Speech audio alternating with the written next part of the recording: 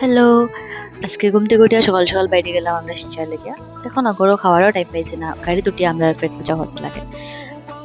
শিলচর কিতা লাগে গেছি এটা সবরে আমি কইরাম। রওনা দিয়েই আমরা কেউ পালাটিকে টাইম পাইছি না। তারপরে আমরা সব মিলিয়া নামলাম একটু ধাবা চা খাওয়া লেগা। ধাবা চা খাইয়া তো আমরা রাসো মেরার টুকটাক খাওয়া খাওয়ি এটা এটা চলেই চলতে চলতে আমরা পৌঁছে গেলাম শিলচর। শিলচর পৌঁছানোর পরে আমি অ্যাকচুয়ালি গেছি, আমি যে তোমরা বলছিলাম স্টল লাগাইমো কেকের, তো এগুলার লেগে মার্কেটিং করা। তো মার্কেটিং করিয়া বেজান জিনিস কিনলাম, যেগুলো তোমরা লাস্টে দেখাইমো। সবকিছু কেনাকাটা করতে করতে বাঁকা টাইম হলো। তারপরে আমরা আবার একটু গেলাম মলে গিয়ে আর একটু শপিং পেন্ডিং আছে, এই শপিং গুলো করলাম। এগুলো করার পরে দিকে পাক্কা টাইম গেছে গিয়া।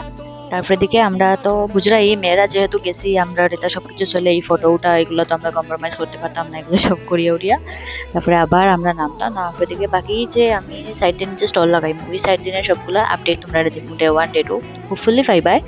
তারপরে আবার পেট পূজা করলাম, আবার পেট পূজা করিয়া আমরা আবার উঠলাম গাড়িতে। আর সাইড দিনের আপডেট সব দিমু, চেষ্টা করবো তোমরা একটু সাপোর্ট করিও।